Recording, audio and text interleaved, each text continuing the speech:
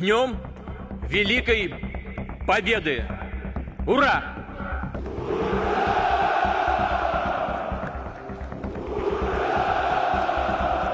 Vladimir Vladimirovich Putin নামটা একটু হাস্যকর, তবে এই নাম শুনে হাসার সাহস তেমন কারোরই নাই। তার কারণ এই লোক বর্তমান দুনিয়ার সবচেয়ে পাওয়ারফুল বা সবচেয়ে ক্ষমতাধর মানুষদের একজন। এই লোক এতই ক্ষমতাধর যে এই লোকের নাম শুনে যদি আপনি হাসেন তাহলে আপনার জীবনের ঝুঁকি আছে বলে অনেক রাশিয়ানরা বিশ্বাস করবে। People can get in trouble for smiling. I asked him why did he stop me and he said to me because you were smiling. আপনি সামরিক দিক থেকে বলেন, আপনি সিদ্ধান্ত গ্রহণের ক্ষমতার দিক থেকে বলেন, যে দিক থেকে আপনি চিন্তা করেন, এমন মানুষ খুব কমই খুঁজে পাওয়া যাবে বর্তমান দুনিয়ায় যার ক্ষমতা ভ্লাদিমির পুতিনের ক্ষমতার থেকে বেশি। দেখেন, মূলত তার যে এত ক্ষমতা তার কারণ খুবই সিম্পল। প্রথম কারণ তো হলো সে একজন ডিক্টেটর। আপনি যদি একজন ডিক্টেটর বা একজন স্বৈর শাসক হন তাহলে আপনার যে সুবিধাটা আছে তা হলো আপনার যে কোনো ডিসিশনের জন্য অন্য কারো মতামতের প্রয়োজন নাই। আপনি যা ইচ্ছা তা করতে পারবেন এবং অন্যান্যরা আপনি যে ডিসিশনটা নেবেন সেইটা পালন করতে বাধ্য। এবং যেহেতু তারা বাধ্য, এই কারণে আপনি খুব তাড়াতাড়ি আপনার যা ইচ্ছা তা ইমপ্লিমেন্ট করতে পারেন। জনগণের কাছে কোনো জবাবদিহিতা করতে হবে না, অন্য কোনো সংসদের কাছে কোনো জবাবদিহিতা করতে হবে না, কোনো ঝামেলা নাই। সো ওইটা একটা ব্যাপার। কিন্তু আপনি বলতে পারেন যে হ্যাঁ, নর্থ কোরিয়ার যে প্রেসিডেন্ট কিম জং উন, সেও তো একটা ডিক্টেটর, সেও একটা স্বৈরশাসক, তাহলে তো তারও অনেক পাওয়ারফুল মানুষ হওয়ার কথা। সে কেন এত পাওয়ারফুল না? পুতিন কেন পাওয়ারফুল? তার কারণ নর্থ কোরিয়ার যে ডিক্টেটর, সে কোন দেশের ডিক্টেটর? সে নর্থ কোরিয়ার ডিক্টেটর। নর্থ কোরিয়ার না আছে জিডিপি, নর্থ কোরিয়ার না আছে এডুকেশনাল পাওয়ার, না আছে ওদের স্মার্ট মানুষজন যারা অনেক এডুকেটেড, এরকম মানুষজন, কারণ তারা ওই সুযোগটাই পায় নাই পড়াশোনার। বেসিক্যালি নর্থ কোরিয়ার কিছুই নাই। অন দ্য আদার হ্যান্ড, আপনি যদি রাশিয়ার কথা ভাবেন বা প্রাক্তন সোভিয়েত ইউনিয়নের কথা ভাবেন, নিউক্লিয়ার পাওয়ার বলেন, স্মার্ট মানুষজন বলেন, বিখ্যাত বিখ্যাত সায়েন্টিস্ট বলেন, জিডিপির সাইজ বলেন, ইকোনমি বলেন, দেশের জিওগ্রাফিক সাইজ বলেন, এমন কোনো কিছু নাই যাতে করে আপনি রাশিয়াকে হেলায় সরায় দিতে পারবেন বা রাশিয়াকে গোনার বাইরে নিয়ে যেতে পারবেন। এবং যেহেতু এই দেশটার প্রেসিডেন্ট এমন একজন লোক যে আবার একজন ডিক্টেটরও, ওই দুইটার কম্বিনেশন পুতিনকে দুনিয়ার সবচেয়ে পাওয়ারফুল মানুষদের একজন বানিয়ে দিয়েছে এখন। মজার ব্যাপারটা কি জানেন? এই যে রাশিয়ার এত পাওয়ার বলছি, রাশিয়া কিন্তু এত পাওয়ারফুল ছিল না পুতিন ক্ষমতায় আসার আগে। বিশেষ করে সোভিয়েত ইউনিয়নের যখন পতন হলো তখন মস্কোর অবস্থা খুবই খারাপ হয়ে গিয়েছিল এবং ওই যে একটা ভ্যাকুয়াম ক্রিয়েট হয়েছিল, ওই ভ্যাকুয়ামটা মূলত ফিল আপ করেছিল আমেরিকা এবং আমেরিকার মিত্র দেশগুলো, এবং তখনই আসলে আমেরিকা একটা পাওয়ারফুল দেশ হওয়া শুরু করে। 1999 সালে যখন পুতিন প্রেসিডেন্ট হয় রাশিয়ার, তখন ওর গোল ছিল খুব সহজ। ও পুরানো সোভিয়েত ইউনিয়ন জগৎটাকে ফেরত চেয়েছিল। ও চেয়েছিল ও ছোটবেলায় রাশিয়াকে যেরকম দেখেছে বা ও ছোটবেলায় সোভিয়েত ইউনিয়নকে যেরকম দেখেছে, ও চেয়েছিল আমি প্রেসিডেন্ট হব, আমি আবার ওই সোভিয়েত ইউনিয়ন ফেরত আনবো। বর্তমান সময়ে পুতিন খুব স্ট্রংলি জানান দিচ্ছে যে না, সোভিয়েত ইউনিয়ন কিন্তু এখনো মরে যায় নাই এবং পুতিন এখনো সোভিয়েত ইউনিয়নকে আবার ফেরত আনার জন্য যা যা করা সম্ভব সবকিছু করার চেষ্টা করছে।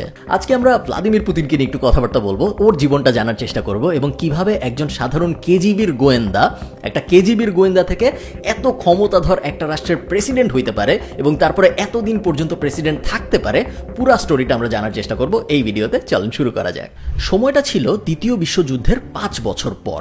হিটলারের তাণ্ডব থেকে তখন মাত্র পৃথিবী রিকভার করা শুরু করেছে। 45-এ দ্বিতীয় বিশ্বযুদ্ধ শেষ হলো, আমি 1950 সালের আশপাশের কথা বলছি। পুরা বিশ্ব, পুরা ইউরোপ রিকভার করছে যুদ্ধ থেকে এবং ইউরোপের ঠিক সাথেই যেহেতু রাশিয়া, সোভিয়েত ইউনিয়ন তৎকালীন, রাশিয়াও তখন রিকভার করার চেষ্টা করত। তবে সোভিয়েত ইউনিয়নের মানুষের অবস্থা কিন্তু সাধারণ ইউরোপিয়ানদের অবস্থা যেরকম ছিল তার থেকে অনেক অনেক বেশি খারাপ ছিল ওই সময়। এই সময় সোভিয়েত ইউনিয়নের যে প্রেসিডেন্ট ছিল তার নাম আপনারা অনেকেই শুনেছেন, তার নাম ছিল স্ট্যালিন এবং সে এতই জনপ্রিয় ছিল যে তার নামে একটা ঘোড়ার জাতেরও নামকরণ করা হয়েছে যেগুলোকে বলা হয় স্ট্যালিন ঘোড়া, কারণ এগুলো খুব জোরে দৌড়াতে পারে। স্ট্যালিন ছিল বেশ ব্রুটাল এবং প্যারানয়েড টাইপ একটা লোক এবং ওর সময় মূলত কনসেন্ট্রেশন ক্যাম্প ব্যাপারটা বা এই ওয়ার্ডটা জনপ্রিয় হওয়া শুরু হয়, কারণ যেই স্ট্যালিনের বিরোধিতা করত তাকে কনসেন্ট্রেশন ক্যাম্পে পাঠানো হইতো এবং ওই ক্যাম্প থেকে বেশিরভাগ মানুষই ফেরত আসতো না। এইরকম একটা ভীতিকর পরিস্থিতিতে যখন পৃথিবী মাত্র সোভিয়েত ইউনিয়ন দাঁড়ানোর চেষ্টা করছে দ্বিতীয় বিশ্বযুদ্ধের পরে, এই সময় যখন বাংলাদেশে ভাষা আন্দোলন হচ্ছে 1952-তে,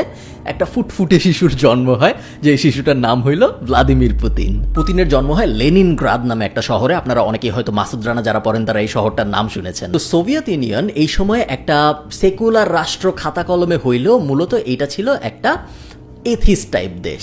মানে এখানে ধর্ম পালনকে খুব ভালোভাবে দেখা হইতো না, যেটা বর্তমান চায়নায় হয় বলে আমরা জানি। মানে হলো চার্চ ছিল না এমন না, কিন্তু যারা চার্চে যেত, চার্চের কাজকর্ম যারা করতো তাদের নামে লিস্ট করা হইতো এবং অনেক সময় দেখা যেত রাতের বেলা তাদেরকে উঠাই নিয়ে যাওয়া হয়েছে। তো এইরকম একটা দেশে যখন পুতিনের জন্ম হয় একটা সাধারণ খ্রিস্টান ধর্মাবলম্বী পরিবারে, তখন পুতিনের বাবা মা চেয়েছিল যে না, আমাদের পরিবারে যেহেতু জন্ম হয়েছে ওকেও আমরা খ্রিস্টান বানাবো, এবং লুকায় গোপনে যখন ওর 7 মাস বয়স তখন ওকে ব্যাপটাইজ করা হয় এবং খুব গোপনে করা হয় যেন কেউ না জানে যে একেও আমরা খ্রিস্ট ধর্ম দিচ্ছি। আচ্ছা, পুতিন কিন্তু ছোটবেলা থেকে বোঝা গিয়েছিল যে এই ছেলে খুব একটা সাধারণ ছেলে না, বেশ দুষ্টু টাইপ ছেলে, আমার আপনার মতো ভদ্র মানুষ না। এবং যদি আমি উদাহরণ দিই তাহলে আপনার খুব ক্লিয়ার হয়ে যাবে বোঝা। যখন পুতিনের বয়স 7 বছর, 6-7 এরকম, তখন পুতিন একবার ঠিক করে যে আমি আর বাসায় থাকবো না, আমি বাসা থেকে চলে যাব, আমি পৃথিবী ঘুরবো, আমি সোভিয়েত ইউনিয়ন ঘুরবো। এবং ও আর ওর 3-4 বন্ধু মিলে একটা ট্রেনে ওঠে, এবং ট্রেন কোথায় যাচ্ছে ওরা কেউ জানতো না। ট্রেনে উঠে ওরা 2 শহর পরে যায় নামে, এবং ওই শহরে ওরা 1 রাত কাটায়। তো 1 রাত কাটানোর পর যখন দেখা যায় অনেক ঠান্ডা, খাবার দাবার নাই, টাকা পয়সা নেই, 6-7 বছরের একটা ছেলের কথা বলতেছি আমি, তো তখন ওরা আবার পরের ট্রেন ধরে ফেরত চলে আসে পরের দিন। এবং ফেরত যখন আসে তখন ওর বাবা ওর উপর অনেক রাগ হয়, এবং রাগ হওয়াটাই স্বাভাবিক, যে 1 রাত 6 বছরের ছেলের কোনো খবর নাই, সো রাগ হওয়াটা আন্ডারস্ট্যান্ডেবল। এবং ওর বাবা ওকে বেল্ট দিয়ে ভয়াবহ ধরনের মারে ওই দিন। এবং মারার পরে ওদের বাসায় একটা নতুন রুল হয় যে পুতিন ওর ঘরের সামনের যে দরজা, সেই দরজা খুলে বাইরে তো যেতেই পারবে না বড়দের ছাড়া একা একা, ইনফ্যাক্ট ওর ব্যাকইয়ার্ডেও যাইতে পারবে না। সো ওর বাড়ির পিছনে যে উঠান ছিল ওইখানেও ওর যাওয়ার পারমিশন নেই। এমনিতে 8-10টা পরিবারে যেরকম হাসি খুশি ব্যাপার দেখা যায় বাবা মা সন্তানদের মধ্যে, পুতিনের পরিবারে ওই ব্যাপারটা একদমই ছিল না। পুতিন বেশ অপ্রেসড, বেশ বাজে একটা চাইল্ডহুডের মধ্যে দিয়ে আসলে বড় হয়েছে। পুতিনের বাবার একটা বন্ধু ছিল এবং এই বন্ধু বই লিখত। তো ওর একটা বইতে ও খুব সুন্দর করে ব্যাখ্যা করেছে যে পুতিনের ছোটবেলাটা আসলে কিরকম ছিল, ওর বাবা ওর উপর কিরকম অত্যাচার করতো, বেল্ট দিয়ে মারা বলেন, খাবার না দেওয়া বলেন, অনেক ধরনের অত্যাচার এবং অনেক ধরনের মানসিক অত্যাচারও করতো। এবং এই সব ব্যাপারগুলো উনি ওনার বইতে লিখেছে। সব মিলায় বলা যায় যে পুতিনের ছোটবেলাটা আসলে খুব সুখকর একটা ছোটবেলা ছিল না। পুতিনের বয়স যখন 8 বছর তখন ওকে প্রাইমারি স্কুলে ভর্তি করানো হয়। ওই রাশিয়ার তৎকালীন বা সোভিয়েত ইউনিয়নের তৎকালীন সিস্টেমটা ছিল যে আপনি প্রথমে আপনার বাচ্চাকে কিন্ডার গার্ডেনে পাঠাবেন, তারপরে সেখান থেকে প্রাইমারি স্কুলে পাঠাবেন। বাট পুতিনের বাবা বলেছিল যে না, কিন্ডার গার্ডেনে পাঠানোর কিছু নেই, আমি নিজেই শিখাইতে পারবো, কিন্ডার গার্ডেনের দরকার নেই, এবং ওকে সরাসরি প্রাইমারি স্কুলে পাঠানো হয়। যেহেতু কিন্ডার গার্ডেন পুতিন বাসায়ই পড়েছে এবং অন্যান্য বাচ্চারা স্কুলে পড়েছে, যখন পুতিন প্রাইমারি স্কুলে যায় তখন যে দেখা যায় যে ওর কোনো বন্ধু নাই। অন্যান্যরা যারা কিন্ডার গার্ডেনে একসাথে ভর্তি হয়েছিল তারা বড় হয়েছে যখন, ওদের অনেক বন্ধু বান্ধব আছে, ওরা দুপুরবেলা একসাথে লাঞ্চ করে, টিফিন খায়। পুতিন দেখা যায় দূরে আলাদা একা একা, এবং যেহেতু ও একটু ইন্ট্রোভার্ট টাইপ ছিল ছোটবেলায়, ও বন্ধু বানাতে ওর অনেক কষ্ট হইতো। এবং আমি জানি আপনারা অনেকে এখন পুতিনের সাথে রিলেট করতে পারতেছেন।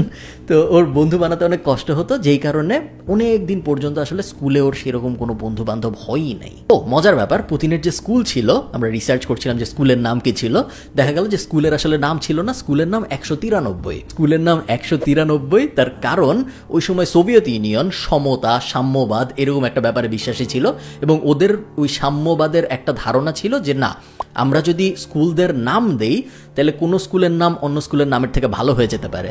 সো ওইখানে ওই সময় কালচারটা ছিল যে সব অফিস দেখতে সেম হবে, সব বিল্ডিং দেখতে সেম হবে, সব স্কুল দেখতে সেম হবে, সেম জিনিস পড়ানো হবে, এবং এমন পর্যায়ের সেম হবে যে স্কুলকে আমরা নামও দিব না, জাস্ট নাম্বার দিয়ে প্রকাশ করব। পুতিনের স্কুলের নাম্বার ছিল 193। কমিউনিস্ট কালটা কি অদ্ভুত একটা সময় ছিল, তাই না? এনিওয়ে, সো পুতিন একা একা থাকতে থাকতে, স্কুলে বন্ধু না থাকতে থাকতে একটু বাউন্ডুলে স্বভাবের হয়ে যায়, জাফর ইকবালের ওই গল্পগুলোর মতো, যেখানে একটা দুষ্টু ছেলে থাকে ওরকম একটা দুষ্টু ছেলে হয়ে যায়, এবং ও স্কুলে ছুরি সহ 2-3 বার ধরাও খায়। ও ছুরি পকেটে নিয়ে স্কুলে যাইতো। যেই সময়ের কথা আমি বলছি, এই সময় কমিউনিস্ট পার্টি ছিল সোভিয়েত ইউনিয়নের একমাত্র রাজনৈতিক দল। আপনারা বুঝতেই পারতেছেন যে সোভিয়েত ইউনিয়নের ওই সময় অবস্থা কিরকম ছিল, অনেক রাজনৈতিক দল অপারেট করবে এরকম সিচুয়েশন ছিল না। আপনারা অনেকে হয়তো রিলেট করতে পারবেন, কেন পারবেন এটা বলবো না। তো ওই সময় সোভিয়েত ইউনিয়নে যেহেতু একটাই রাজনৈতিক দল, কমিউনিস্ট পার্টি, ওই দলটা না স্কুলে আসতো স্কুলের থেকে রিক্রুটমেন্ট করার জন্য। ওরা স্কুল লেভেল থেকেই মানুষকে ওদের দলে যোগ দেওয়ার প্রতি আগ্রহী করার জন্য স্কুলে স্কুলে ক্যাম্পেইন চালাইতো। রাজনীতির প্রতি পুতিনের কোনো আগ্রহ ছিল না। সো স্কুলে যখন ওরা ক্যাম্পেইন চালাতে আসতো পুতিন পালায়ে যাইতো, এবং এই ব্যাপারটা ওর বাবা একদমই পছন্দ করতো না। ওর বাবা ছিল কমিউনিস্ট পার্টির একটা বড় লিডার। সো সাধারণত বাবারা যা ভাবে যে আমি কমিউনিস্ট পার্টির লিডার, আমি অমুক দলের লিডার, আমার ছেলে আমার আদর্শে আদর্শিত হবে, ও এই দলে যোগ দিবে, দল তো একটাই সোভিয়েত ইউনিয়ন, সো আমার দলে যোগ দিবে। বাট পুতিনের রাজনীতিতে কোনো আগ্রহ ছিল না, যেই কারণে বাবা ছেলে সম্পর্ক আরো খারাপ হয়। এবং এই যে সম্পর্ক খারাপ হয়, ওই যে বইটার কথা বললাম, ওখানে অনেক উদাহরণ আছে। ফর এক্সাম্পল, পুতিনের বাবা পুতিনকে বলছে তুমি বক্সিং শিখবা, ওকে জোর করে বক্সিং ক্লাসে ভর্তি করাইছে, পুতিন ক্লাসে গেছে এবং ক্লাসে বড় একজনের সাথে মারামারি করতে হয়েছে, ও নাক ভেঙে বাসায় ফেরত আসছে। দুইবার ক্লাসে গিয়েছে এবং তারপরে দেখা গেছে ও ক্লাস থেকে 2-3 দিন দেখা গেছে যে ও বাসায় বলেছে আমি ক্লাসে যাচ্ছি, তারপর আর ক্লাসে যায়নি এবং তারপরে বক্সিং ক্লাস থেকে বের হয়ে এসেছে। বাট ওইটাই ছিল ওর first introduction to martial art, এবং ইভেনচুয়ালি কিন্তু পুতিন মার্শাল আর্ট শিখেছে এবং ব্ল্যাক বেল্টও পেয়েছে, যেটা আমরা অনেকেই জানি। বাট এগুলো আসলে জরুরি ঘটনা না, আমি জানি না এগুলো কেন বলতেছিলাম। আমরা সিরিয়াস আলাপে ফেরত আসি 1965 সাল। দ্বিতীয় বিশ্বযুদ্ধ শেষ হওয়ার 20 বছর হলো, তাই না, 1965 সালে। এবং এই 20 বছর হওয়া উপলক্ষে একটা বই লেখে রাশিয়ার একটা খুব famous writer, the shield and the sword, বইটার নাম ঢাল এবং তলোয়ার, এটা হলো বইটার নাম। বইটা যিনি লিখেছিল উনি একটা প্রোপাগান্ডা স্পেশালিস্ট ছিল, মানে সরকারের কথাবার্তা খুব সুন্দর করে, দেশের কথাবার্তা খুব সুন্দর করে একটু বানিয়ে চানিয়ে একটু মাল মশলা মিশায়, যা না তার থেকে অনেক বেশি সুন্দর করে উনি এই বইটা লিখেছিল। বইটা অনেক পপুলার হয় সোভিয়েত ইউনিয়নে, মানুষ পাগলের মতো বইটা পড়া শুরু করে এবং বইটা এত জনপ্রিয় হয় যে 3 বছরের মধ্যে বইটা নিয়ে একটা সিনেমা বানানো হয়। বইয়ের মূল কাহিনীটা বা সিনেমার মূল কাহিনীটা ছিল যে একটা কেজিবি এজেন্ট, যে ডাবল এজেন্ট হিসেবে জার্মানিতে কাজ করতো এবং তার লাইফের অ্যারাউন্ডে এই বইটা এবং সিনেমাটা। এবং এই বইটা নিয়ে যখন সিনেমা বানানো হয়, সিনেমাও বিশাল জনপ্রিয় হয়। এবং এই সিনেমা কার ভালো লাগে? আমরা সবাই জানি এই সিনেমা ভালো লাগে ভ্লাদিমির পুতিনের। বই যখন বের হয়েছিল তখন ও বই পড়ে নাই, তখন ও বইটই পড়ে না, অত ঝামেলার মধ্যেও নাই। বাট সিনেমা যখন বের হয়, ও এবং ওর আরও কয়েকটা বাউন্ডুলে টাইপ বন্ধু সিনেমা দেখতে যায়, সিনেমাটা ওদের খুবই ভালো লাগে। এবং এই ফার্স্ট পুতিন একটা ভালোবাসা জন্মায় ওর কেজিবির প্রতি, যে কেজিবি এবং ওর জীবন পরবর্তীতে অনেক ওতপ্রোতভাবে জড়িয়ে গিয়েছে। But this is the first time যখন পুতিন ভাবে যে না, এই সিনেমাটা আমার অনেক ভালো লাগছে।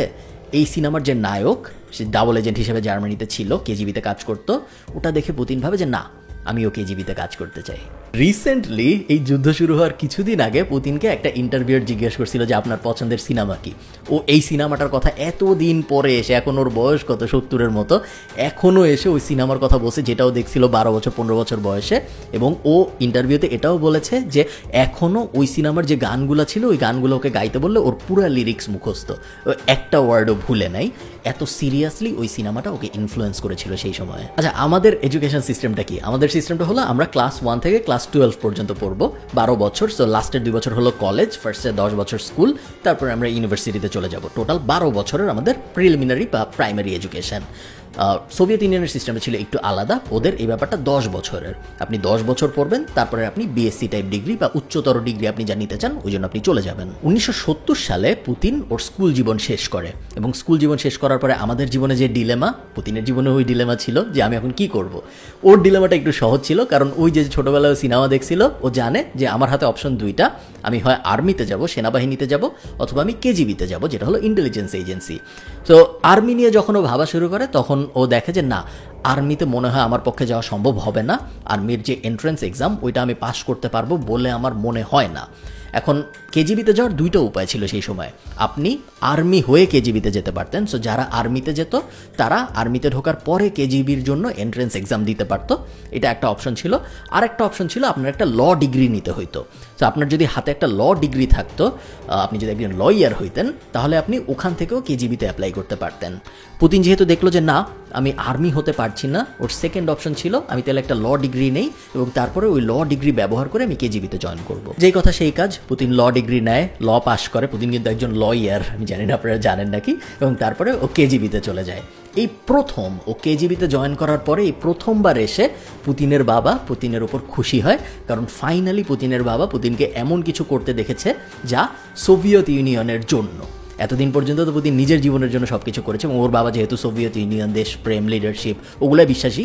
তো এই প্রথম যখন ও কেজিবিতে জয়েন করে তখন পুতিনের বাবা পুতিনকে বলে না, তুমি আমাদের দেশের ন্যাশনাল ইন্টেলিজেন্সে জয়েন করছো, তুমি এখন দেশের জন্য কাজ করবা, সোভিয়েত ইউনিয়নের মান রক্ষার জন্য কাজ করবা, তোমাকে আমার ভালো লাগছে। এবং এই থেকে শুরু করে ওর এবং ওর বাবার সম্পর্কটা আবার স্বাভাবিক হয় এতদিন পরে এসে। যাই হোক, এরপরে কিছুদিন গল্পে তেমন কোনো টুইস্ট নাই।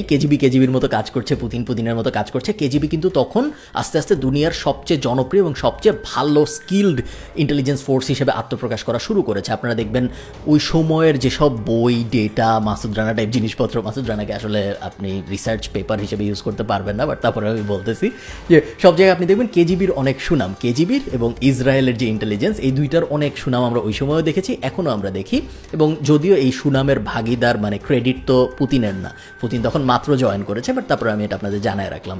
তো কেজিবি ভালো কাজ করছে, পুতিন ভালো কাজ করছে, বাট সোভিয়েত ইউনিয়ন কিন্তু ভালোভাবে চলতেছিল না। 80-র দশকে সোভিয়েত ইউনিয়নে বিশাল দুর্নীতি চলতেছে, বিশাল স্বৈরশাসন চলতেছে, প্রেসিডেন্টকে কেউ পছন্দ করে না, ইকোনমির অবস্থা একদম ছেঁড়া বেড়া, সব কিছুর অবস্থা বেশ বাজে। এইখানে গল্পটা খুব ইন্টারেস্টিং হয়ে যায় এবং এই ব্যাপারটা না আপনাদের একটু মনোযোগ দিয়ে শুনতে হবে। আমি সিরিয়াসলি বলতেছি, আপনারা অন্য যা করতেছেন একটু বন্ধ করেন, সিরিয়াস কথা। 1989 সালে বার্লিন প্রাচীরের ভাঙন হয়। আপনারা বার্লিন ওয়াল ভাঙন বা বার্লিন ওয়াল ফল এই ব্যাপারটা হয়তো কখনো কখনো শুনে থাকবেন। এবং জার্মানি যখন ভাগ হয় তখন পুরো দুনিয়াকে একটা বার্তাই দেয় এই ব্যাপারটা যে কমিউনিজমের মনে হয় দিন শেষ। দেখেন, এটা একটু অফ টপিক চলে যাবে, বাট পৃথিবীতে মূলত গত 100 বছরে আমরা 3 ধরনের শাসন ব্যবস্থা দেখেছি। আমরা দেখেছি ফ্যাসিজম, আমরা দেখেছি কমিউনিজম এবং আমরা দেখেছি লিবারেলিজম। এই তিনটা নিয়ে আমি এখন খুব ডিটেইলে যাব না, কারণ এটা আমাদের পুতিনের জীবনের সাথে অত জড়িত ব্যাপার না, বাট আপনারা যদি জানতে চান আমাকে অবশ্যই কমেন্টে জানাবেন। তো যখন জার্মানির এই ভাঙনটা হয় তখন পুরো দুনিয়া দেখে যে কমিউনিজমের মনে হয় আসলে অবস্থা খারাপ, কমিউনিজমের মনে হয় তেমন কোনো ভবিষ্যৎ আর নাই। বার্লিন দেয়াল যখন ভাঙা হচ্ছে 1989 সালে, তখন পুতিন কাজ করতেছে সিক্রেটলি জার্মানিতেই। সো ওর একদম সামনেই পুরো ব্যাপারটা হচ্ছে। সো পুতিন নিজে খুব ক্লোজলি জিনিসটা মনিটর করে যে না, একদম আমার সামনে আমি দেখছি একটা কমিউনিজম বেসড রাষ্ট্রের পতন হচ্ছে এবং আমার যে দেশ সোভিয়েত ইউনিয়ন, আমার দেশও কমিউনিজমে বিশ্বাসী।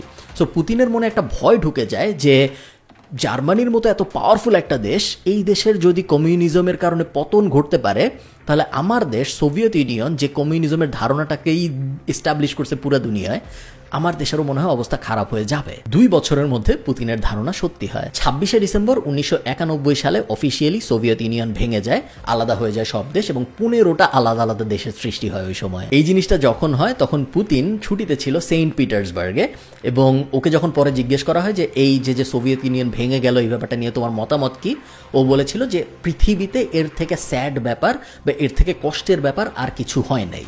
এখন আপনি ব্যাপারটা চিন্তা করেন, ওয়ার্ল্ড ওয়ার 1 হয়েছে, ওয়ার্ল্ড ওয়ার 2 হয়েছে, কতগুলা ফেমিন, দুর্ভিক্ষ টুর্ভিক্ষ, কত খারাপ জিনিসপত্র হয়েছে পুরা দুনিয়ায়। বাট পুতিনের মতে এই যে সোভিয়েত ইউনিয়নের ভাঙন, এর থেকে খারাপ কিছু পৃথিবীর ইতিহাসে কখনো হয় নাই। এটা ও ওই দিন বিশ্বাস করত এবং ওইটাও আজ পর্যন্ত বিশ্বাস করে। যাই হোক, সোভিয়েত ইউনিয়নের যখন পতন হয় পুতিন 2টা কাজ করে, 2টাই বেশ ইন্টারেস্টিং কাজ। প্রথম কাজ, ও কেজিবি ছেড়ে দেয়। এখন এই ব্যাপারটা আপনার চিন্তা করতে হবে, যেই ছেলে ছোটবেলায় সিনেমা দেখে ডিসাইড করছিল যে না আমি কেজিবিতেই জয়েন করবো এবং এটাই আমার একমাত্র গোল, এই ছেলে কেজিবি ছেড়ে দেয় একদম 1-2 এর মতো, এত চিন্তা ভাবনা না করে। সোভিয়েত ইউনিয়নের পতন ঘটে, ও বলে যে না আমি এখন আর কেজিবিতে কাজ করবো না, আমি কেজিবি ছেড়ে দিব। ডিসিশন 1। ডিসিশন 2 কি ছিল? ও বলে আমি রাজনীতিতে জয়েন করব। তো তখন পুতিনের যেসব বন্ধু বান্ধব ছিল তারা অনেকেই জিজ্ঞেস করে যে ভ্লাদিমির, তুমি কেজিবি ছেড়ে দিচ্ছ, রাজনীতিতে জয়েন করতেছো, কাহিনীটা আসলে কি? এবং পুতিন খুব সিম্পলি জিনিসটা ব্যাখ্যা করে যে ভাই, আমার উদ্দেশ্য আমি সোভিয়েত ইউনিয়নকে আবার এক করতে চাই। আমি যদি একজন কেজিবি এজেন্ট থাকি, আমি একজন ইন্টেলিজেন্স কর্মকর্তা, আমার পাওয়ার আর কতটুক? আমি কি দেশ এক করতে পারবো? ওই যে 15 দেশ আলাদা হয়ে গেছে, আমি কি কখনো আর ফেরত আনতে পারবো এদের? আমি একজন এজেন্ট হিসেবে আমার পাওয়ার এত না, এবং আমি যে একদম কেজিবির প্রেসিডেন্ট তাও তো না, আমি কেজিবির সামান্য একজন এজেন্ট। সো আমার পক্ষে একজন কেজিবি এজেন্ট হিসেবে এত বড় বড় কাজ করা সম্ভব না, যেটা আমার গোল। সো আমার মনে হয়েছে, আবার বলতেছি আমার না, পুতিনের মনে হয়েছে যে আমি যদি রাজনীতিতে যাই এবং কোনো না কোনো দিন যদি আমি এমন একটা উচ্চতর পর্যায়ে পৌঁছাতে পারি যেখানে আমি ডিসিশন ইনফ্লুয়েন্স করতে পারবো, তখন যে হয়তো আমি আবার সোভিয়েত ইউনিয়নকে যদি এক করা যায় এরকম কোনো ডিসিশন নিতে পারি, তাহলে আমি আমার জীবনকে সার্থক ভাববো। 1991 সালে পুতিন কেজিবি ছেড়ে দেয়। এর পরের 6 বছর ও একদম পাগলের মতো রাজনীতি করে, সব রাজনৈতিক কর্মকর্তাদের সাথে সখ্যতা গড়ে তোলে। ওর যেহেতু একটা এজেন্ট টাইপ ব্যাকগ্রাউন্ড ছিল, খুবই স্মার্ট মানুষ ছিল, খুব তাড়াতাড়িও মানুষের সাথে ফ্রেন্ডশিপ করতে পারতো। জার্মানিতে ও ডাবল এজেন্ট হিসেবে কতদিন কাজ করছে এবং কেজিবি এজেন্ট হিসেবে পুতিনের যে সব কাজকর্ম বা অপারেশনের কাহিনী, সেগুলো সব ফ্যাসিনেটিং কাহিনী। অনেক অনেক অপারেশন অনেক সাকসেসফুলি করতে পারছে, যেগুলা মানে অন্য কেউ হয়তো বেঁচে ফেরত আসতে পারতো না এরকম সিচুয়েশন থেকে। তো ছেলে খুব স্মার্ট ছিল, এই বিষয়ে কোনো সন্দেহ নাই। এবং 6 বছরের মধ্যে এই ছেলে রাজনীতি করতে করতে করতে করতে কেজিবির প্রেসিডেন্ট হয়ে যায়। নর্মাল মানুষ কি, আপনি চিন্তা করেন ব্যাপারটা, যেই ছেলে ছোটবেলা থেকে ভাবছিল যে আমি কেজিবিতে এজেন্ট হইতে চাই, এইটাই ছিল স্বপ্ন। ছেলে না ছিল পড়াশোনায় ভালো, ছিল বাউন্ডুলে স্বভাবের, পরিবারের ঝামেলা ছিল, স্কুলে যাইতে চাইতো না, সব কিছুর পরে ওর ইচ্ছা ছিল যে না, আমি যদি কোনোভাবে কেজিবিতে একটা নর্মাল চাকরি করতে পারি তাইলেই আমার জীবন সফল বলে আমি ধরে নিব। সেই ছেলে কেজিবিতে জয়েন করে, কেজিবির চাকরি ছেড়ে দেয়, রাজনীতিতে ঢুকে এবং তারপরে কেজিবির হেড হয়, রাশিয়ার সিক্রেট সার্ভিসের হেড। এইটা মানে কোনোভাবেই হেলায় ফেলায় হারানোর মতো বিষয় না, বিশাল ব্যাপার। এবং নর্মালি অন্য যে কেউ হলেও ভাবতো যে আমার এইম ছিল আমি কেজিবির কর্মী হব, আমি এখন কেজিবির হেড হয়ে গেছি, আমি থামি। বাট পুতিন ওরকম ছিল না, পুতিনের ড্রিম এটা না, পুতিনের ড্রিম ছিল আমি রাজনীতিতে যাব, আমি প্রেসিডেন্ট হব, আমি প্রাইম মিনিস্টার হব, আমি সোভিয়েত ইউনিয়নকে এক করার চেষ্টা করব। তো 1996 সালে তো পুতিন কেজিবির হেড হলো। কেজিবির হেড হওয়ার পরও কি করা শুরু করলো জানেন? তৎকালীন যে রাশিয়ার প্রেসিডেন্ট তার সাথে সখ্যতা করা শুরু করলো এবং এই সখ্যতার রেজাল্ট 3 বছরের মধ্যে চলে আসলো। 1999 সালে যখন প্রাইম মিনিস্টার ঘোষণা করার সময় আসলো, রাশিয়ার নিয়ম ছিল প্রেসিডেন্ট প্রাইম মিনিস্টারকে ঘোষণা করে, প্রাইম মিনিস্টার কে হবে এটা প্রেসিডেন্ট ঠিক করে। তো 1999 সালে যখন এই ব্যাপারটা আসলো যে প্রাইম মিনিস্টার কে হবে এটা ঠিক করা হবে, তখন তৎকালীন যে প্রেসিডেন্ট ছিল বরিস, ওই লোক অনেক অনেক ক্যান্ডিডেট বাদ দিয়ে, তখন ক্যান্ডিডেট লিস্টে অনেকে ছিল, সোভিয়েত ইউনিয়নে অনেকদিন ধরে রাজনীতির কাজ করেছে, ওর দলে অনেক মানুষ, বিশাল এক লিস্ট ছিল, সব লিস্ট বাদ দিয়ে তৎকালীন কেজিবি প্রধান ভ্লাদিমির পুতিনকে ও প্রাইম মিনিস্টার বানাইলো 1999 সালে রাশিয়ার। এই জায়গায় পুতিন নেটওয়ার্কিং এর একটা খেলা দেখায় দিল যে যদি আপনি ভালো মতো নেটওয়ার্কিং করতে পারেন তাহলে এই যে 20 বছর 25 বছর ধরে কাজ করে কর্মীরা এত চেষ্টা করলো, কেউ প্রধানমন্ত্রী হতে পারলো না, পুতিন মাঝখান থেকে একদম সাইড দিয়ে এসে 3 বছরের মধ্যে রাশিয়ার প্রধানমন্ত্রী হয়ে গেল।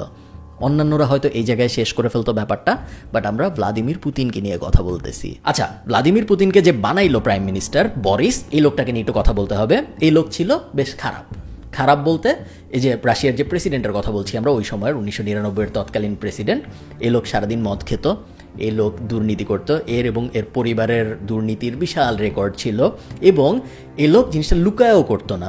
এমনও ভিডিও আছে যে উনি জার্মানিতে গেছে একটা রাজনৈতিক মিটিংয়ে, ওই মিটিংয়ে উনি মদ খেয়ে পাবলিকলি নেচেছেও। সো রাশিয়ার মানুষ উনাকে খুবই অপছন্দ করত। রাশিয়ার ইকোনমির অবস্থা তখন ভয়াবহ ধরনের খারাপ, সো সবাই চাচ্ছে যে প্রেসিডেন্ট পর্যায়ে কোনো পরিবর্তন আসুক। বাট রাশিয়া যেহেতু সারা জীবনই একটু একনায়কতন্ত্র চালিয়ে গিয়েছে, কেউ তো পাবলিকলি বলতে পারেনি, বাট আস্তে আস্তে মানুষের মধ্যেই ক্ষোভটা আসা শুরু হয়েছিল যে না, আমরা প্রেসিডেন্টের পতন চাই। 1999 সালের শেষের দিকে এই বরিস লোকটা পদত্যাগ করতে বাধ্য হয়। Сегодня я в последний раз обращаюсь к вам как президент России. Я принял решение, долго и мучительно над ним размышлял. Сегодня, в последний день уходящего века, я ухожу в отставку. Я хочу попросить у вас прощения. এবং যখন প্রেসিডেন্ট পদত্যাগ করে, নিয়মটা হলো তখন প্রাইম মিনিস্টার হবে ভারপ্রাপ্ত প্রেসিডেন্ট। সো আমাদের প্রাইম মিনিস্টার কে ছিল? Vladimir Putin.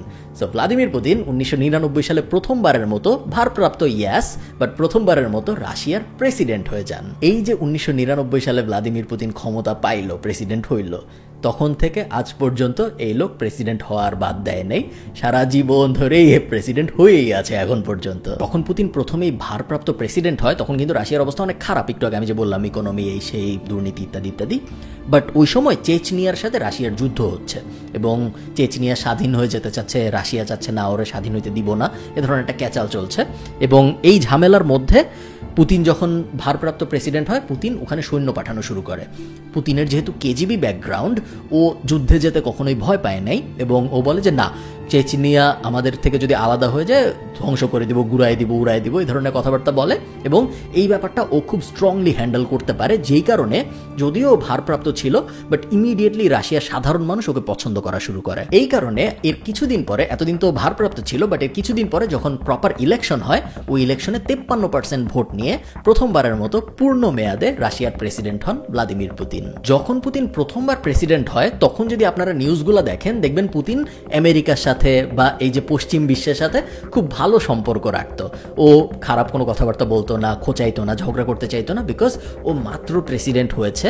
ও চাচ্ছিল যে না, আমার নিজের গ্রাউন্ডটা আগে আমি শক্ত করে নেই। প্রেসিডেন্ট হওয়ার পরে প্রথমেই পুতিন যে কাজটা করে সেটা হলো অলিগার্ক নামে এক ধরনের লোক আছে। অলিগার্ক একটা রাশিয়ান শব্দ এবং এটা বলতে মূলত আসলে বোঝানো হয় বিলিয়নিয়ার মিলিয়নিয়ারদের যাদের অনেক পাওয়ার আছে রাশিয়ায়। সো এই ধরনের মানুষের সাথে সম্পর্ক গড়া শুরু করে পুতিন এবং আমরা অলরেডি জানি পুতিন এই ধরনের সম্পর্ক, এই ধরনের নেগোসিয়েশন বা নেটওয়ার্কিং এই ব্যাপারগুলো পুতিন আসলে ভালো পারে অনেক। পুতিন অনেকটা রাশিয়ার ওই সময়ের সোলাইমান সুখন। তো উনি খুব ভালোভাবে এই ব্যাপারটা হ্যান্ডেল করে এবং এর আগের প্রেসিডেন্টরা যা করেছিল, এর আগের প্রেসিডেন্টরা অনেক টাকা নিত, এই ধরনের যারা বড়লোক ছিল তাদের কাছ থেকে অনেক টাকা নিত এবং টাকা নিয়ে তাদের সাথে সম্পর্ক বজায় রাখার চেষ্টা করত। পুতিন যেটা করে, পুতিন বলে যে না, আমি তোমার সাথে অন্য ধরনের একটা সম্পর্ক করব, তোমার যা ব্যবসা করার ইচ্ছা তুমি করো, আমি তোমাকে কিছু বলবো না, তুমি যদি অনিয়মের কিছু করতে চাও, বেআইনি কিছু করতে চাও, কোনো সমস্যা নাই, আমি তোমাকে সাপোর্ট দিব, তুমি যা ইচ্ছা করতে পারো, আমাকে শুধু টাকা দিতে হবে এবং আমাকে সাপোর্ট দিতে হবে। বাট তুমি যদি এটা না করো তাহলে তোমার বিরুদ্ধে মামলা হামলা হওয়ার সুযোগ আছে এবং রাতের আধারে তুমি নাই হয়ে যাইতে পারো। সো পুতিন অনেকটা ওই যে মাফিয়া টাইপ একটা সিস্টেম ফলো করার চেষ্টা করে, যে মাফিয়ারা যেরকম সাপোর্ট দেয় বিভিন্ন বিজনেসকে, ও বলে যে আমাকে যারা সাপোর্ট দিবে, আমাকে যারা টাকা পয়সা দিবে, আমি ওইসব বিজনেসকে সাপোর্ট দিব এবং যাদের দিব না তাদের ব্যাপারে আমি জানি না কি হবে। এর পরের 3-4 বছর পুতিন অনেক অলিগার্কদের এরকম জেলে ভরে। দেখেন, ওদের জেলে ভরাটা আসলে খুব সহজ, সবাই দুর্নীতি করতো, গত 15-20 বছরে সবাই অনেক দুর্নীতি করেছে পুতিন প্রেসিডেন্ট হওয়ার আগ পর্যন্ত। এবং ব্যাপারটা পুতিন যেটা করেছে, যারা ওকে টাকা দিত তাদেরকেও জেলে ভরে নাই, যারা ওকে টাকা দিত না তাদের যে দুর্নীতির ব্যাপারগুলো ছিল সেগুলোর মামলা হওয়া শুরু হয় এবং ওরা জেলে যাওয়া শুরু করে। মোটামুটিভাবে 5 থেকে 7 বছরের মতো লাগে, পুরা রাশিয়ার যে এলিট সোসাইটি সব পুতিনের কন্ট্রোলে চলে আসে। আচ্ছা, এই মাফিয়া টাইপ কথাবার্তা হচ্ছে দেখে আপনার মনে হতে পারে যে পুতিন আসলে রাশিয়ার কোনো উন্নতি করে নাই, তার প্রথম যে টার্ম ছিল ওই টার্মে। এই কথা সত্য না, ওই সময় রাশিয়ার অনেক উন্নতিও হয়েছে। রাশিয়া আসলে এত বাজে অবস্থায় ছিল আগের যে বরিস প্রেসিডেন্ট, ওর শাসনামলে যে কেউই আসলে উন্নতি করতে পারতো, বাট পুতিন আসলেও অনেক উন্নতি করেছে।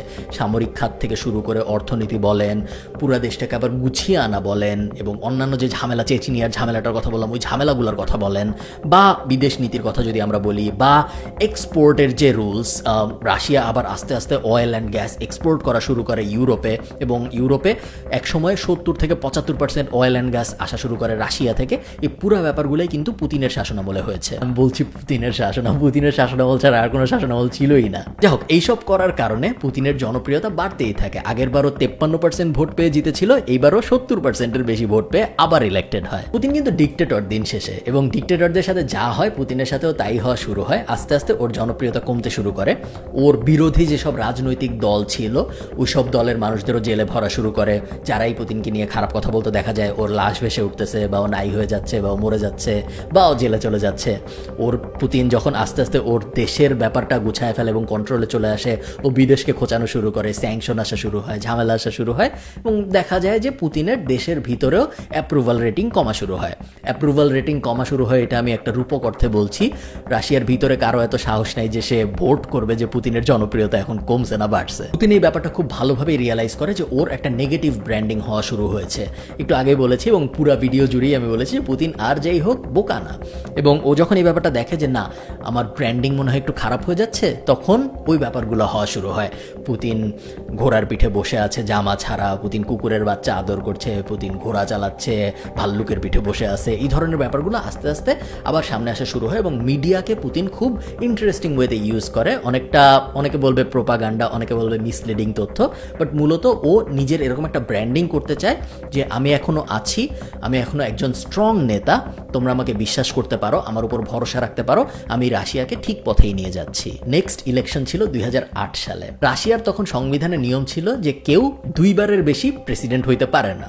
সো পুতিন অলরেডি 2 বার প্রেসিডেন্ট হয়ে গিয়েছিল, ভারপ্রাপ্ত 1 বার এবং তারপরে পরপর 2 বার। তো কি করা যায়? পুতিনের দলে এক লোক ছিল, নাম ছিল দিমিত্রি।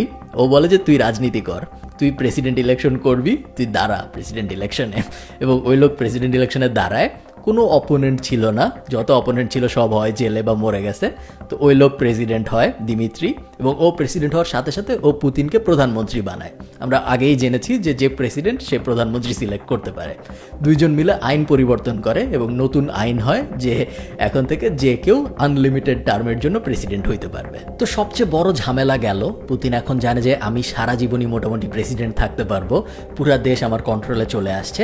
এখন আমার যে মেইন স্বপ্ন সোভিয়েত ইউনিয়নকে আবার ফেরত আনা, এইটা বাস্তবায়নের দিকে মনোযোগ দেওয়ার সময় এসে গিয়েছে। 2008 সালে জর্জিয়ায় বিদ্রোহী গোষ্ঠীকে সাহায্য করার মাধ্যমে পুতিন তার ইন্টারন্যাশনাল অঙ্গনে দাবা খেলা শুরু করে এবং ওই প্রজেক্ট মোটামুটিভাবে সাকসেসফুল হয়, বাট খুব বেশি সাকসেসফুল হয় না।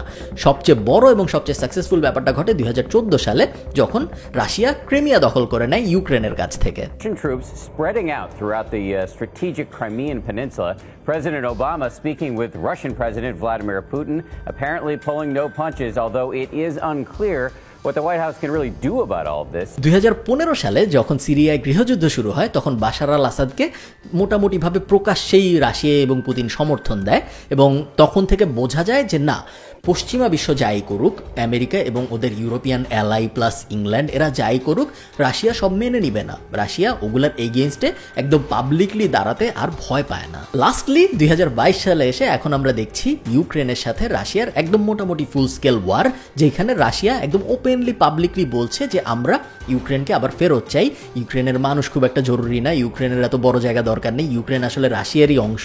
ইউক্রেনের যে হেডকোয়ার্টার, ইউক্রেনের যে সেন্টার অফ দ্য সিটি, ওখান থেকে রাশিয়ারও জন্ম হয়েছে এবং আমরা ইউক্রেনকে আবার রাশিয়ার সাথে জোড়া দিতে চাই, আমরা সোভিয়েত ইউনিয়ন ফেরত পেতে চাই। দেখেন ভাই, পুতিন রাজনীতিতে আসার শুরুর থেকে এখন পর্যন্ত গত 22 বছরে গোল ছিল একটাই, আমি সোভিয়েত ইউনিয়ন ফেরত চাই। আমি না, পুতিন সোভিয়েত ইউনিয়ন ফেরত চান। এবং এখন দেখা যাচ্ছে যে অনেক দিন হয়ে গিয়েছে, 22 বছরের মতো হয়ে গিয়েছে এবং ফাইনালি পুতিন ওর যে গোল, ওই গোলের এগেনস্টে অ্যাকচুয়াল ডেমনস্ট্রেবল অ্যাকশন নেওয়া শুরু করেছে। এতদিন ধরে আস্তে আস্তে নিয়েছিল, এখন পুতিন দেখলো যে ওর 69 বছর হয়ে গিয়েছে, রাশিয়ায় লাইফ এক্সপেক্টেন্সি 72 বছর, সাধারণ একজন পুরুষ রাশিয়ায় 72 বছর বেঁচে থাকে। পুতিন সাধারণ না, ও অনেক ফিট দেখেই মনে হয়, সো 72 বছরের আর অনেক বেশি বাঁচবে। তো কত বেশি বা বাঁচবে? হায়েস্ট 10 বছর, 15 বছর, 20 বছর বাঁচবে পুরো সোভিয়েত ইউনিয়নকে এক করার জন্য, যেটা ওর ছোটবেলা থেকে স্বপ্ন। ওই স্বপ্ন বাস্তবায়ন করার জন্য এখন কিন্তু আর অত সময় নেই। এখন দুঃখজনক হলেও সত্য, রাশিয়া এই যে স্বপ্নটা দেখছে সোভিয়েত ইউনিয়নকে আবার এক করবে, পুতিন যে স্বপ্নটা দেখছেন, এই স্বপ্ন বাস্তবায়ন করতে যে উনি যা যা করছেন তা রাশিয়াকে মোটামুটিভাবে পুরা দুনিয়ায় এক ঘরে করে দিয়েছে এবং রাশিয়ার ইকোনমির অবস্থা এখন সর্বকালের মধ্যে সবচেয়ে খারাপ। রাশিয়ার সাথে বাকি পৃথিবীর রিলেশন সবচেয়ে খারাপ, সবসময়ই খারাপ ছিল, বাট এখন অনেক বেশি খারাপ এবং প্রতিনিয়তই মনে হচ্ছে যে রাশিয়া যা করছে তা থার্ড ওয়ার্ল্ড ওয়ারকে এসকেলেট করার একটা সম্ভাবনা সৃষ্টি করছে। আপনি একটু ব্যাপারটা বোঝার চেষ্টা করেন, যখন মানুষ মোবাইল কি জানতো না, ওই সময় রাশিয়া স্পেসে কুকুর পাঠাইতো এবং এই ব্যাপারটা থেকে আপনি বুঝতে পারেন যে রাশিয়া কি পরিমাণ পাওয়ারফুল একটা দেশ ছিল, সেই দেশের এখন কি অবস্থা। এখন ওই 1 রুবল 1 সেন্টের থেকেও কম পাওয়ারফুল। রাশিয়ায় 6000 মানুষ এখন পর্যন্ত অ্যারেস্ট হয়েছে প্রোটেস্ট করতে, যে এই ইকোনমির কোল্যাপসের। রাশিয়া কোম্পানি যেগুলো $বিলিয়ন কোম্পানি ছিল, ওগুলো রাতের মধ্যে নাই হয়ে যাচ্ছে, বিকজ রাশিয়ার ইকোনমির অবস্থা এখন এত খারাপ এই যুদ্ধের জন্য। তো কি মনে হয়, পুতিন কি পারবে আসলে আবার সোভিয়েত ইউনিয়নকে এক করতে? আমি খুবই জানতে আগ্রহী আপনাদের কাছ থেকে কমেন্টে যে আপনাদের কি মনে হয়, সোভিয়েত ইউনিয়ন আবারও এক হওয়ার আসলে কোনো সম্ভাবনা আছে নাকি? এক, এবং দ্বিতীয়ত পুতিন আসলে এটা করতে পারবে নাকি, যেহেতু খুব বেশি সময় আসলে হাতে নাই। এবং এমন হতে পারে এই যে সোভিয়েত ইউনিয়নকে এক করার নেশা, এই নেশাটা বাস্তবায়ন করতে যেয়ে পুরো রাশিয়াই হয়তো শেষ হয়ে যাবে, যেটা কেউই চায় না। আমি খুবই জানতে আগ্রহী, আপনাদের পুরো ব্যাপারটা নিয়ে কি মনে হয় আমাকে কমেন্টে জানাবেন। এই তো, ভালো থাকেন সবাই, সবার সাথে আমার দেখা হবে পরের কোনো একটা ভিডিওতে। সে পর্যন্ত ভালো থাকেন, টাটা।